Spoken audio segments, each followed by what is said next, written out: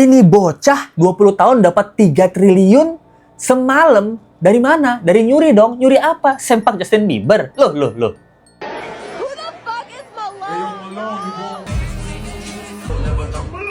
Ya, kalian nggak salah dengar. Jadi ada seorang remaja yang dapat 3 triliun rupiah dalam semalam. Anjay lah, 3 triliun rupiah. Ini butuh 3.000 kasus Agus nih untuk dapat 3 triliun rupiah. Nah, jadi ada seorang remaja bernama Malon. Umur 20 tahun, di tahun 2024 dia berhasil mencuri 3 triliun rupiah. Bagaimana caranya? Jadi Malon ini memang remaja yang kerja di rumah doang. Dan dia tuh memang into banget ke dunia kripto, koin-koinan lah gitu. Ada Bitcoin, ada Dogecoin, ada koin untuk Audrey.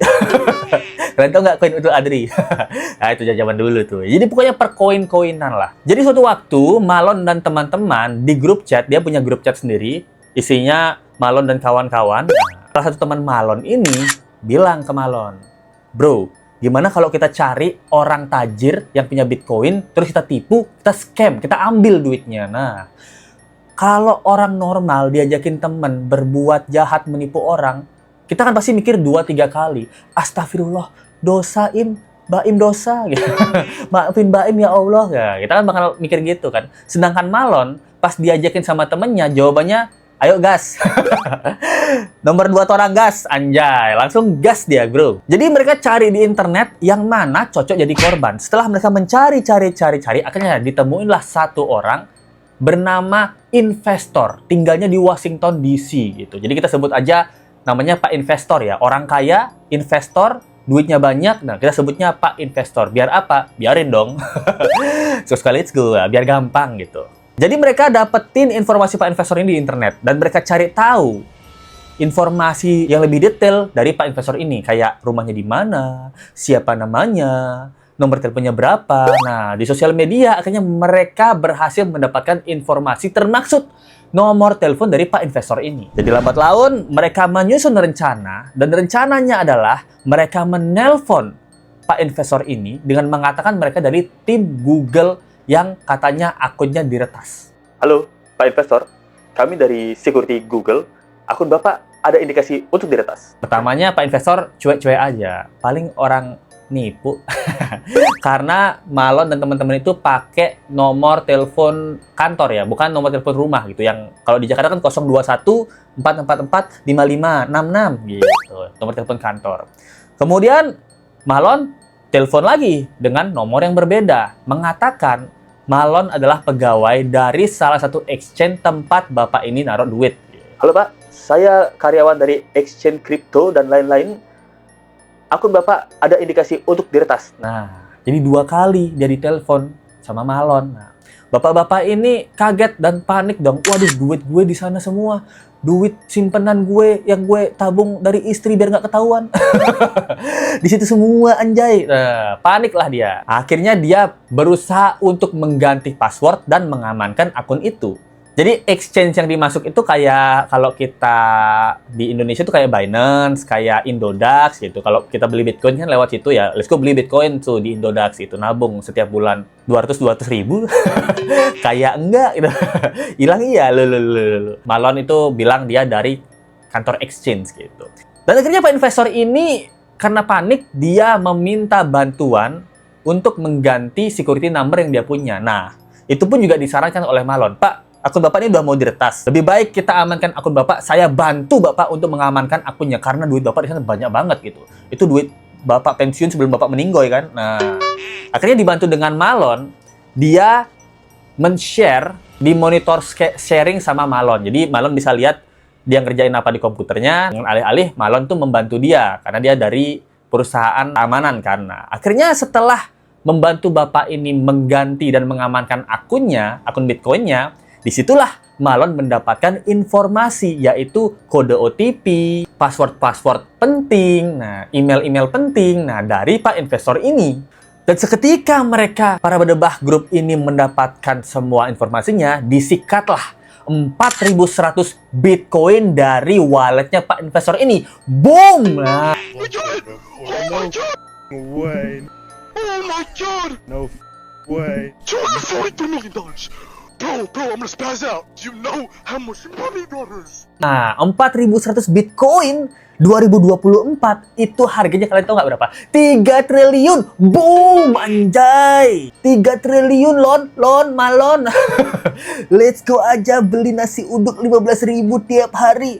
Lu sehari doang dapat 3 triliun. Nepo lagi, anjay. 3 triliun itu butuh 3.000 kasus Agus. Malon sehari dapat, coy gitu. Nah, disinilah karena udah dapat duit banyak, disinilah foya-foya Malon dan teman-temannya terjadi.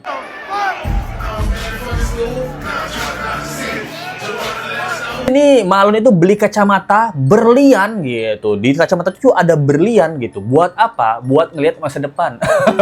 Setelah berlian nggak, anjay. Terus dia juga nyewa mansion harganya 1 miliar per bulan. Nyewa bro, nggak beli. 1 miliar per bulan. Setahun itu bisa 12 M. Bisa dapat rumah itu banyak. Malon, kamu beli rumah di Banyuwangi. Setengah Banyuwangi kamu bisa beli itu, Malon, anjay. Gak cuma itu, dia beli 30 mobil mewah, termasuk Lamborghini, Ferrari. Dia juga buatin di pinggir-pinggirnya tuh namanya dia Malon gitu. Dia beli 30 mobil. Buat apa? Emang dia tiap hari ganti mobil gitu.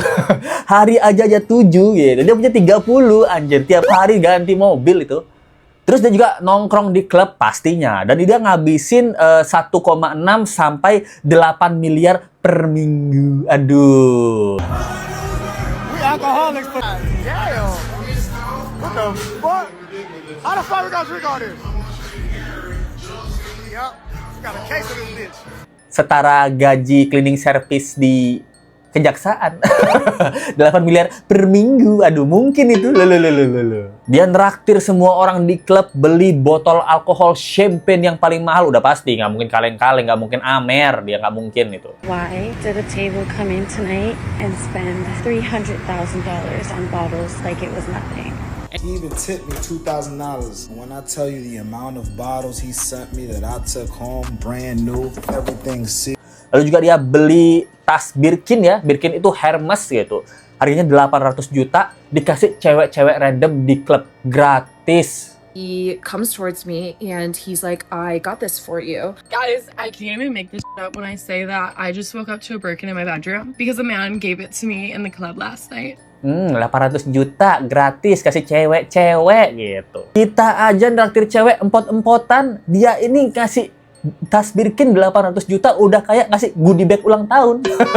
Kayak anak-anak kecil itu ulang tahun pulang-pulang kan dikasih goodie bag snack. Jadi kasih tas Birkin, bro. Anjay.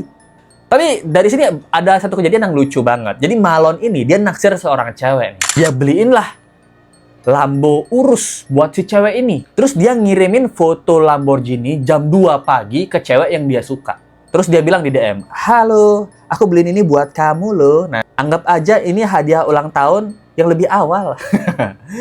Terus si ceweknya balas gitu, "Maaf, aku udah punya pacar." Dibalas lagi sama Malon. Dia bilang, tetep maksa dia Malon. "Aku nggak peduli." Ini pesan-pesan buat Malon. Lambo bisa dibeli, tapi hati wanita tidak bisa dibeli. Anjay, kelas. Malon tidak bisa membeli cinta, walau hanya bisa membeli Lambo. Lulu. Dan akhirnya terlalu banyak flexing dan menghambur-hamburkan uang, Malon ini akhirnya ketahuan. Dan sampai sinilah hidup Sultan ala Malon. Jadi ada satu orang ya. Orang ini bernama Zack XBT gitu. Jadi orang ini jago banget buat nge-track transaksi-transaksi di dunia kripto. Kenapa? Karena dulu ini dia tuh pernah ditipu $15.000. Sekitar 200 juta rupiah gitu. Dan sejak saat itu dia mendedikasikan hidupnya untuk menangkap orang-orang yang scam-scam kripto. Karena dia sakit hati ya, duit 200 juta, tabungannya dia ditipu orang. Sekarang dia bertekad untuk menangkap orang-orang yang kerjanya nipu gitu. Nah, jadi suatu hari dia tuh ngecek transaksi Bitcoin dalam jumlah besar. Dia mulai mencari tuh, menelusuri jejak kemana transaksi-transaksi Bitcoin itu pergi gitu loh. Karena kalau di Bitcoin, di kripto itu sangat mudah melacak transaksi-transaksi kemana aja koin-koin itu pergi gitu. Lebih mudah terlacak daripada di Indo ya gitu. Kalau kita ditipu di Indo kan, terus kita ngirim duit ke rekening si penipu, nah kita ke bank suruh buat laporan polisi. Ke polisi suruh bayar gitu. Kalau ketemu oknum ya. Ribet lah. Polisi lebih nyuruh kita ikhlas daripada nyuruh kita bantu nangkep pelaku. Akhirnya dia mendapatkan beberapa orang kecurigaan dia. Nah, akhirnya dia ketemulah sama Instagram. Nah, Instagram si Malone ini. Karena di Instagramnya flexing mulu. Nah, itu dia. Di dalam agama, itu dilarang kita untuk pamer. Akhirnya ketahuan gitu. Anak umur 20-an punya duit nggak wajar, pamer-pamer, anjay. Ini pasti dari duit haram. Nah, dan akhirnya Zack ini mendapatkan bukti rekaman di mana Malone ini dan teman-temannya berhasil menipu si Pak Investor ini. Oh my god! No way. Oh my god! No way. $242 million. Bro, I'm gonna spaz out. You know how much money, brothers? Karena salah satu teman Malone yang pinter, yang pinter banget gitu. Dia nipu orang dan direkam, itu kan tindakan yang pinter banget tuh. Nah, jadi temannya Malone yang pinter banget ini ngerekam keberhasilan dia buat nipu orang, itu didapetin lah rekamannya sama si Zack ini. Dan akhirnya Zack ini melaporkan ke FBI. Nah, fans berat Inul. FBI di Amerika. Nah, setelah itu, di dalam rekaman tersebut sudah sangat jelas bagaimana cara mereka men-scam dan mendapatkan duit itu. Dan setelah dilapor ke FBI, FBI hanya butuh 1 bulan untuk menangkap Malone dan melakukan penggerebekan di rumah mewah Malone. Federal agents swoop in and they raid Malone's home, and bam, they arrest him. And this is actual footage of him being arrested. Boom, digerebeklah itu Malone dengan segerombolan FBI. Akhirnya mereka bisa berhasil menangkap Malone dan menangkap salah satu temannya, dan kemungkinan juga ada 1 orang lagi yang jadi informan FBI itu buat lolos dari tuduhan. Oh, berarti ada pengkhianat di dalam grup kamu, Malone. Duit itu bisa berkhianat gitu. Temen dihianati sendiri karena dia adalah salah satu informan dari FBI gitu. Mungkin dia sakit hati sama Malone ya. Duitnya dikasih cewek mulu, nggak dibagi dia gitu. Dan sekarang Malone itu dituntut dengan kasus pencurian dan pencucian uang senilai 3 triliun rupiah dan bisa dipenjara sampai 20 tahun. Anjay. 20 tahun dapat 3 triliun, bro. Kalian bayangin ya, 3 triliun, umur 20 tahun, udah nyuri triliunan, hura-hura, flexing, dan akhirnya ditangkap FBI. Gimana perasaannya ya? Di Indonesia bebas itu. Jadi dari cerita Malone ini adalah, yang pertama, jangan flexing berlebihan, apalagi itu duit-duit haram. Makanya kalau kita lihat kasus koruptor kan, biasanya yang koruptor ini, dia nggak terlalu flexing, tapi istrinya, anaknya flexing-flexing. Duit-duit haram lu flexing-flexingin lu. Sepandai-pandainya tupai melompat, pasti nggak ikut olimpiade. Lu. Yang penting kalau mau kaya, jangan dari duit nyolong, gitu. Dari kerja keras. Dan juga kalau kita punya duit banyak, kalau ada telepon orang bilang kita mau dihack dan lain-lain, jangan sampai di-share informasi yang kita punya, terutama ibu-ibu ya, mama ini gampang banget percaya gitu sama orang gitu. Apalagi kadang-kadang kita ditemu dari Gojek, dari Grab, dari Shopee gitu, minta kode gitu. Jangan dikasih, Mama. Percaya sama siapa? Sama Allah. Loh. Sama suami itu aja, sama keluarga aja. Jangan percaya sama yang aneh-aneh gitu. Jadi dia kasus bagaimana seorang remaja bisa mendapatkan 3 triliun dalam semalam. Dan ini inspirasi buat teman-teman supaya bisa kerja keras, supaya bisa punya 3 triliun ya. Mimpi apa kita punya 3 triliun ya. Terima kasih banyak buat teman-teman yang sudah mensupport video Let's Go. Thank you banget. Dari Rafidah Y5N, Sultan Malaysia kita. Nah, thank you banget sudah selalu support Let's Go ya. Ya, Bang Let's Go. Saya melihat dan menjawab. Sebenarnya saya belum ada teman dari Indonesia gitu. Kenapa Bang Let's Go cari tahu hal-hal Mixway itu? Bang Let's Go mau pergi ke Mixway ke? Mixway di Malaysia memang cantik dan memang bergaji besar. Kalau di Indonesia ada Mixway ke? Ada Mixway. Di Indonesia tiap 5 meter. Nah, itu Mixway. Mixway nasi Padang, Mixway nasi Padang gitu.